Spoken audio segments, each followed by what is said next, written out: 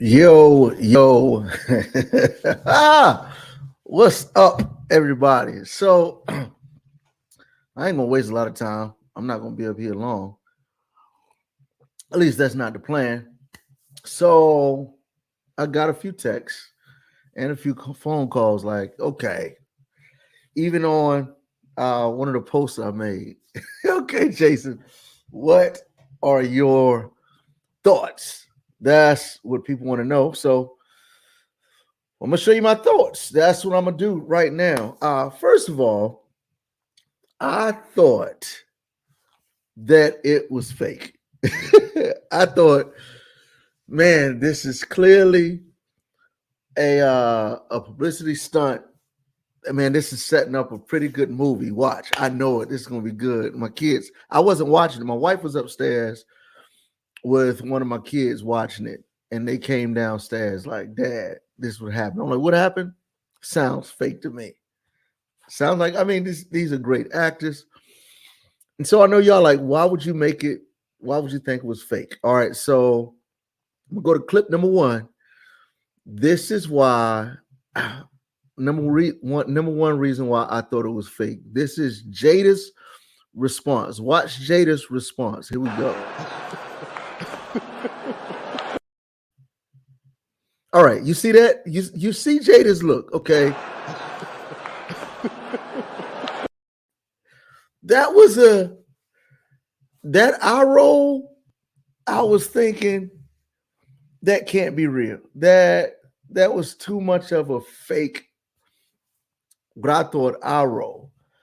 Reason number two, I thought it was fake was because of Chris Rock. He planted his feet. When Will came, it seemed like he was getting ready for for a hit. He braced himself and leaned into it. I know. Now watch this. Here it is. Here's this clip. Check this out. Oh, wow.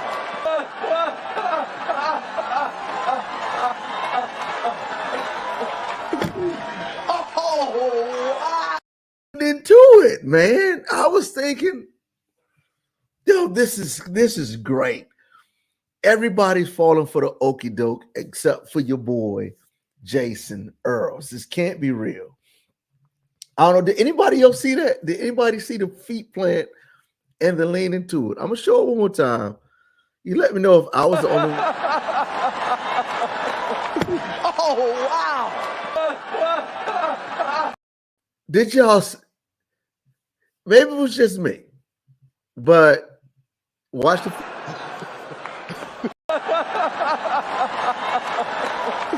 Oh, wow. I thought, man, clearly this is fake. And then, I watched Will Smith go back. And after I watched the second time, I was like, maybe it's real. Because I know, as a man, I know this look. No! I'm going to, okay? That breathing, that watch your mouth. The dilating of the pupils, I'm going to, okay? The breathing hard, that's clear signs of somebody losing their temper. But I've seen Will Smith act before. And I was thinking, it doesn't look like the acting Will Smith. But I still was like, dude, but he's up for an Oscar. This dude can act. So, but I started to make a shift then. And here is what really made me start to believe like maybe it was actually real. Because Chris Rock began to gather himself. He tried to gather himself. And I also know, I know what it's like losing my temper. I've done that once or twice. I also know what it's like as a comedian to be a little shaken on stage because something happened, and I'm looking for my footing, and this is what I saw. Let's just go to the clip. That was a greatest night in the history of television. Okay. All right, so that that was a, that was a comedian or a person gathering themselves, um, and just search. Okay, how am I going to pick this up now? If it was me, I'm not on the level of Chris Rock. But I know for me, I do a lot of crowd work at my shows. And there have been moments where like I knew something was off in the crowd. And for me, there's this verse in James that talks about how a mature man doesn't offend. So if I'm working towards Christian maturity, one sign of ultimate spiritual maturity is one who doesn't offend with his words. Now, comedy, people will get offended. So whenever I offend, I'm always searching for what's going on. So, and you see this in this clip. That was a greatest night in the history of television. Okay. So we are here to give a documentary out, to give an Oscar. So, so then Chris Rock says, "Man, we here to give a documentary." When he said that, I'm like, "Yeah, this indeed is real." At least I hope at this point. I still hope it's a little fake. But yeah, so that's when I started to make the shift. But so like let's walk through this people's response, because man, everybody started responding. In fact, I jumped on it so quick I couldn't find it in YouTube. I was searching it and couldn't find it, and then probably like 10 minutes later it popped up. But what you see, man, in this, you see the human condition. You see the human condition like none other. Everybody has an opinion on this. So some people say, man, some people taking Jada's side, some people taking Chris Rock's side, and some people taking Will Smith's side. You like you see this all over. Now, what I did not know that Jada Pinkett suffered with alopecia. I didn't know, because really I was like, that's a good, that was a pretty decent joke. Some people didn't like it. Hancock don't play. That is absolutely hilarious. But what is it about the human condition that causes us to hold three different sides? One, I would say this: part of the human condition is that we have this desire to see justice. All of us love justice. The problem with everybody liking justice and us being flawed human beings, we have oftentimes a limited view of what justice looks like. Or oftentimes justice plays, we pick sides on who we want justice for. So a lot of ladies are like, yo, that don't make no sense. He wrong. He shouldn't have talked about her head. He shouldn't have talked about Jada. Good for him. I feel like he was dead wrong. It was distasteful because she suffered from this condition. And as a guy who has a wife who shifted her hair style, that's not necessarily high in public opinion. My wife went with sister locks, and just more European society or those who really don't understand the essence of African American hair, whether you black or white or other. Uh, Man, so it's a for a woman when she goes sister locks, it's I ain't getting no perm. I'm locked in to this hairstyle, all natural. And there's a certain vulnerability that I saw, which made me make sure that I affirmed my wife in her hair. So I get the female sensitivity there. And those of us, I choose my words very carefully. Those of us who are sensitive about our sisters and their hair. So you got those people.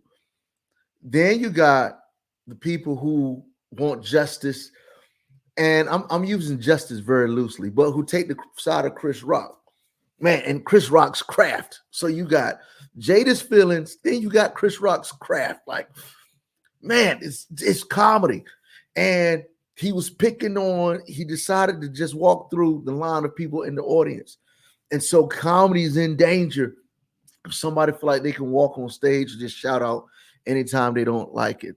In fact, Will Smith should be persecuted. He should be prosecuted and persecuted. He should be prosecuted. They should press charges against Will Smith. People saying that. And then some people saying, man, listen, Will Smith deserves a badge of honor. His wife was disrespected, and we're supposed to be a protector of our wives. So I tell you what, that's what Chris Rock gets. He shouldn't have done that. We all got, you see different positions on that stuff. So who's right? Who deserves the correction stick? if that's a certain thing. Here's my question. Is in the midst of this, where is honor? Where's honor? Who deserves honor and grace in this situation? Like, so here's the thing. Man, I can't tell you the times. I remember one time somebody was blurting out at a comedy show and I couldn't see. And I started riffing just a tad bit on the person who made that little noise. Come to find out, it was a person with special needs.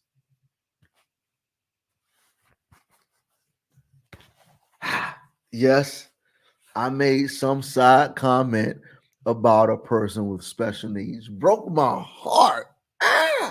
It broke my heart.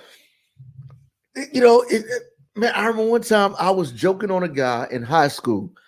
He was playing basketball in some low top Reebok classics. This was before they started balling in Reeboks. And I started joking him out loud in the stands as he was at the free throw line. My school's team and my dad, who was coaching, stopped the game and walked. He said, "Jason, shut up. Shut up. You laughing at this boy, joking on him. What if I take some money that I'm using to send your behind to Virginia State and buy this boy some shoes?" I wanted to crawl under the stands. Then it occurred to me like, oh, snap. This dude was wearing shoes because he couldn't afford to buy any. Yeah. That happened to me. So, but who deserves honor in this? And where is honor? My man, a friend of mine, classmate, older brother of mine, named Kenneth Donaldson said this. This is what he said in terms of honor. And this is great. While everyone is focused on the action of Will Smith, I'm captivated by the love and leadership of Denzel Washington. It's easy to applaud others while they succeed, but true leaders are there loving on you when you fall. And that's what, man, as I look at the human condition, what I see in all of this is, and what bothers me, as much as I laugh and we laugh about people getting slapped. In fact, this was really funny right here. My cousin Greg said the Batman meme has officially been retired. That's that's actually pretty hysterical. So while some of the stuff is funny, there's this element of, man, what does true leadership and godliness look like in this situation? Yeah, godliness probably wouldn't have cracked a joke on somebody who has a disease. Yes, godliness probably would respect somebody's craft and don't interrupt them while they're performing it. Yes, godliness probably does include not slapping somebody. That But what does true leadership look like? I kept thinking about my mom, and my mom would say, if I was Chris Rock or Will Smith, my mom said, I can't take y'all nowhere. And let's talk race for a little bit. Let's talk about race for a little bit. Um, Last year or year before last, there was a huge boycott from the Oscars because of the lack of representation of the African American community.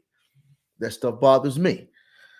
So this year, thanks to my research team, Terry Earls, love you, girl, found out that the production team was all black, an all black production team put together, produced the Oscars. And so, as a black man, to know that my people are doing the production and given that opportunity because of lack of representation. And then you've got Chris Rock, an African American comedian, hosting for Will Smith to do that. As much as I am a defender, a proponent of defending one's wife, let me say that. But for that to happen, like, man, dang, man, why we had like, yo, like, have the side conversation. Saying that, I did tell my wife, I don't blame, like, again, I'm a guy that whatever I need to do to defend my wife, I'm going to try to justify defending my wife's honor. But my wife said this, and if you did that, I would be even more embarrassed. I would be embarrassed by the joke if I was in Jada's shoes, but I would be more embarrassed that my husband, in trying to defend me, got up and did something disrespectful like that. And I was like, wait a minute, girl, wait a minute. Like, but I'm protecting you. I'm defending you. She's like, that makes me shameful. Does more shame that my man would act like that in that type of environment. Discretion. So in this situation, I'm always like, man, what does godliness look like? And so I would, as one of my boys from college messaged me and said, Jason, what would you do? Do you think that was appropriate? Should Chris Rock actually do a civil suit against Will Smith? And I said, all of us have our default settings. And where I'm from, the default setting in something like that to happen is to attack back. That's default. But Christ came to reset your default settings, to adjust your default settings. So I would like to think that maybe I don't respond like that, but I don't know. I honestly don't know what I would do in that situation. I do know me, and I do look to problem solve very quickly. It's like I have a heightened intelligence in situations like that to diffuse, but I still don't know what I would do. Nevertheless, I would go back to Kenneth Donaldson's deal. I'm captivated by the love and leadership of Denzel Washington. It's easy to applaud others when they succeed, but true leaders are there loving on you when you fall. So what did Denzel Washington say? I believe I have it somewhere. Oh, I don't have that clip. What Denzel Washington said was, it's at when you're at your highest. Let me get this so I won't butcher the quote. I've done that before on a video. I butchered the quote and got attacked very badly. I don't know if y'all remember that 3 years ago, 2 years ago, when I made a response video of something that I got so frustrated with, something that Candace Owens said. And I made a video in response to that. And I misquoted her. And and the folks came after me. Denzel Washington said this: in your highest moments, be careful. That's when the devil comes for you. Now, that is not a Bible verse. Let me say that, because oftentimes it's not just when you're at your highest. Oftentimes when you're at your lowest point, uh, is when Satan actually attacks and wants you to feel less than and lonely. But nevertheless, great leadership, a great quality is when you're the stable person, loving somebody when they're low. And so, who's at their low? You can say Jada. Is at a low point, having alopecia, uh, and having that natural losing of the hair. And so some of us, we all can identify with Jada because there's been some type of natural disadvantage that we all have. So at some point, all of us are a Jada Pinkett Smith. We all have this disadvantage based off of some natural occurrence, whether it's pain, whether it's sickness, something. And then sometimes we're Chris Rock. Sometimes we say stuff not understanding the gravity of how other people will perceive it, and we say something that's utterly offensive.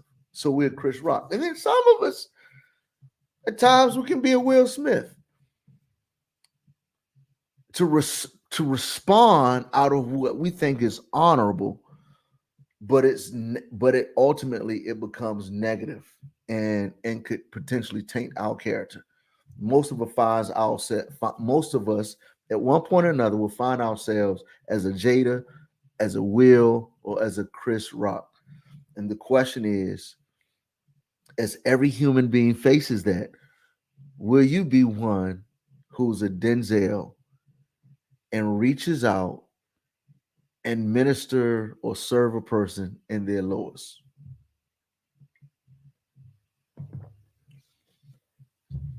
Those are my thoughts. And I could give you some of my deeper and funnier thoughts, like, man, uh, if I got a one little fight and my mom got scared was a person, that's oh man, it's some rough times out here. It's rough out in these streets. So what do you do? What do you do? Man, I would suggest that in the midst of it, in all these response, watch people respond, watch the human condition as you continue to hear people talk about it. There's a comedy perspective and there's a real perspective about what it reveals about us and the human condition. And all of us are needed to somebody to help come along and lead us in our lowest. And that's what Jesus did.